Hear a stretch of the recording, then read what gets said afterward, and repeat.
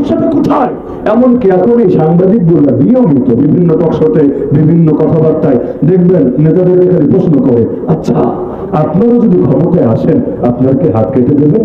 আপনারা যদি ক্ষমতায় আসেন আপনারা কি পাথর মেরে হত্যা করে ফেলবেন? আমি এটাই ভেবে পাই না। ওদের তাও কপাল ভালো যে আমাদের মতো দুষ্ট মানুষদেরকে জিজ্ঞাসা করে না, হলে আমি তো উল্টা প্রশ্ন ছুড়ে দিতাম, আচ্ছা হাত কাটা হবে কি হবে না পরের আলাপ, তুমি ভয় পাচ্ছ কোন দুঃখে আগে বলো তো? ইসলামের হাত কাটা নিয়ে ভয় পাবে সে বিগত দিনগুলোতে চুরি করেছে। তাও ইসলামের চুরি এত সোজা না যে একটা ললিপপ চুরি করেছে, একটা পটেটো চিপস চুরি করেছে আর ধরে বেচারার হাত কেটে দিবে, এত সোজা না। মোহরের সর্বনিম্ন পরিমাণ যেটা, আর চুরির ক্ষেত্রেও হাত কাটার জন্য সর্বনিম্ন মাপ হলো সেটা, আরবিতে 10 দিরহাম। 10 দিরহাম পরিমাণ যদি চুরি করে সেই ক্ষেত্রে হাত কাটা হবে, অন্য ক্ষেত্রে কাটা হবে না। তো ভাই চুরি যদি না করো তোমার চেহারার মুখে আতঙ্ক প্রকাশ পাওয়া তো উচিত না। একইভাবে পাথর মেরে হত্যা করা হয় কাকে? বিয়ে করার পর আকাম ছাড়তে পারে নাই যে, তো বিয়ে করার পর ছাড়তে পারো না কেন? আর যদি ছাড়তে পারোই তাহলে এই প্রশ্ন তোমার জন্য না, এটা নিয়ে তোমার কোনো ভয় পাওয়ার কোনো কারণই নাই। তাহলে দেখা যাচ্ছে যে আল্লাহর জমিন আল্লাহর বান্দাকে আল্লাহর দ্বীন মান্য করার সুযোগ দেওয়া হচ্ছে না। লা ইলাহা ইল্লাল্লাহ, এক আল্লাহ ছাড়া দ্বিতীয় কারো ইবাদত করি না, এটাই তো লা ইলাহা ইল্লাল্লাহ অর্থ। অথচ আপনাকে বাধ্য করা হবে আল্লাহকে বাদ দিয়ে গায়রুল্লাহর ইবাদত আপনাকে করতেই হবে। কিভাবে? গায়রুল্লাহ নীতি আপনাকে মানতে হবে, গায়রুল্লাহ যা বলবে সেটাকে চূড়ান্ত ধরতে হবে। এটা নিয়ে একটু শব্দ বলতে পারবেন না, না হলে আপনার খবর আছে। এজন্য আমাদের শব্দগুলো মাশাআল্লাহ একদম সেই শব্দ, শব্দ দিয়ে দিলের কথা বোঝা যায়। এই যেমন একটু আগে শুনলাম, একদিকে বলবো সকল ক্ষমতার মালিক জনগণ, আর একদিকে নাম দিবে প্রজাতন্ত্র। আরো মজার ব্যাপার আছে, রাষ্ট্রপতি, প্রেসিডেন্টের বাংলা অনুবাদ এটা করে রাষ্ট্রপতি। রাষ্ট্রপতি মানে কি? পতি মানে স্বামী, জানেন না? অনেক মহিলাকে বলে না পতি ভক্ত, তার মানে কি? স্বামী ভক্ত। রাষ্ট্রপতি মানে ধরেন জনাব চুপ্পু সাহেব আছেন, তিনি হলেন রাষ্ট্রের স্বামী। তো তিনি যদি স্বামী হন, বউটাকে প্রশ্ন আসবে না, বউটাকে? বউকে আপনারা বলবেন হুজুর আমরা নিজেরাই তো আরেক বউয়ের স্বামী, তাহলে আপনারা নিজেরাই যদি স্বামী হন তাহলে বউটাকে না পুরো রাষ্ট্রটাই বউ। আচ্ছা বলবেন না হুজুর স্বামী মানে মালিক, এই অর্থে রাষ্ট্রপতি মানে রাষ্ট্রের মালিক তিনি। তো তিনি যদি রাষ্ট্রের মালিক হন, আমরা কি? আমরা কি? আমরা কচুরিপানা, আমরা গোলাম, আমরা বাদী, আমরা দাস, আমরা দাসী, আমরা ভৃত্য। এই জন্যই তো আজকে দেশের অবস্থা। একজন নিজেকে মালিক মনে করবে, রাজা মনে করবে, অন্যদেরকে প্রজা মনে করবে, অন্যদেরকে গোলাম মনে করবে। এই জন্য আজকে বাংলাদেশ থেকে বৈষম্য দূর করা যায় নাই আজ পর্যন্ত। শব্দের মধ্যেই তো ভেজাল, মানসিকতার মধ্যে যে সমস্যা আছে শব্দের ভেতর থেকেই তো প্রকাশ পায়। তাহলে মজার একটা পয়েন্ট দেখেন, বাংলাদেশের সংবিধান 17 বার পরিবর্তন হলো ভালো কথা, কিন্তু একটা জিনিস নিয়ে নিয়মিত চুলকানি দেখা গিয়েছে, সেটা হলো এখনো পাবেন এই 72-এর সংবিধান আর আজকে সংবিধান খুললে আল্লাহর উপর আস্থা ও বিশ্বাস, সেটা সহ্য হয় না। আল্লাহর উপর আস্থা ও বিশ্বাসকে সরিয়ে সেখানে ধর্মনিরপেক্ষতাবাদ বসানো লাগে। ধর্মনিরপেক্ষতাবাদ ইসলামী না কুফরি এটা রাখেন, কিন্তু বসাচ্ছে কোন জায়গায় নিয়ে? যেখানে আল্লাহর উপর আস্থা ও বিশ্বাস ছিল এক সময়। তাহলে আল্লাহর উপর আস্থা ও বিশ্বাস যদি কোন সংবিধানের মূলনীতি থেকে মাইনাস হয়, ওই সংবিধানকে কি মুসলমানের সংবিধান বলা যায়? মুসলমান আল্লাহকে বাদ দিয়ে কিছু করতে পারে?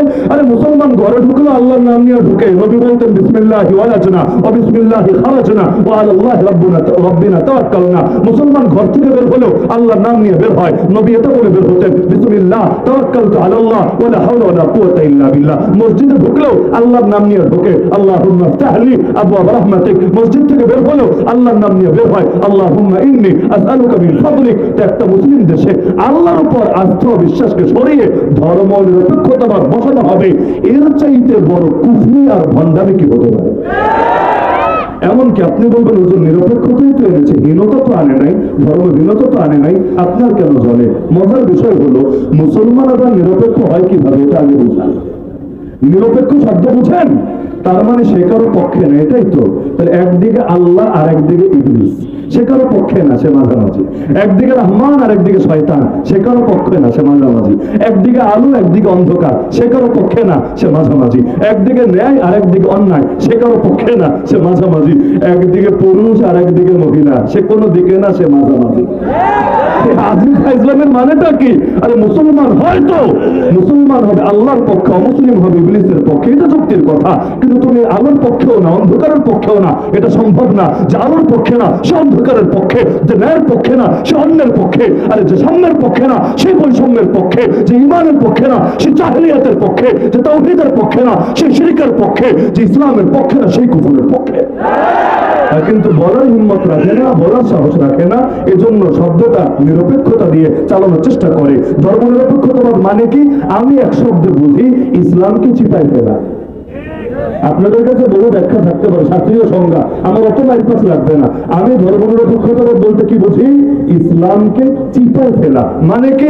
মানে ইসলাম কোথায় চলবে আর কোথায় চলবে না এটা ঠিক করা। ইসলাম রাজনীতিতে চলবে না, হুজুর এটা চলবে না। অর্থনীতিতে চলবে না, তাহলে সুদ থাকবে কিভাবে? এটা চলবে না। আচ্ছা ব্যাংকিং সেক্টরে চলবে না, হুজুর এটা আসলে চলবে না। বাজার ঘাটে চলবে না, এটাও চলবে না। আচ্ছা সভ্যতা সংস্কৃতিতে চলবে না, এটা চললে তো আমাদের ব্যবসায় থাকবে না। আচ্ছা শিক্ষার্থীরা বা শিক্ষা কারিকুলামে চলবে না, হুজুর তাহলে মানুষদের বান্দরের নাতিপতি এটা শেখাবো কিভাবে? শরীফে দৈরা দৈরা শরীফা বানাবো কিভাবে?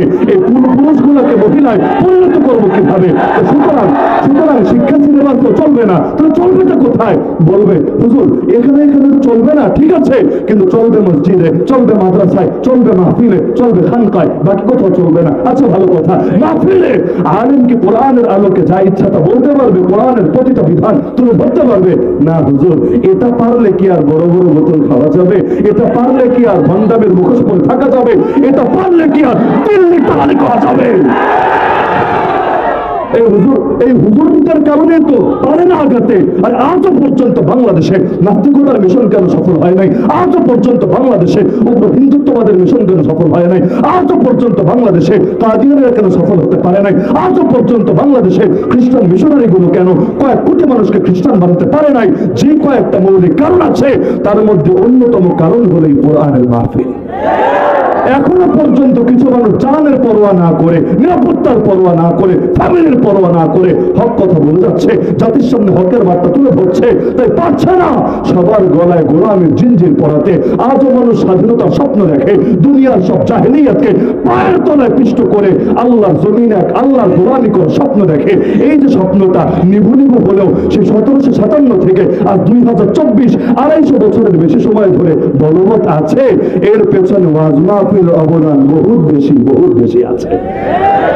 এজন্যই দেখেন না আমাদের নামে তালিকা হয়, এজন্যই দেখেন না আমাদেরকে জেলে যেতে হয়। অপরাধটা কি? পাপটা কি? আরে পাপটা আর কিছু না, মূল পাপ এটা আমাদের কারণে বেচারারা দুনিয়ার বহু ধান্দা করতে পারে না। আল্লাহর ভয় আছে যার দিলে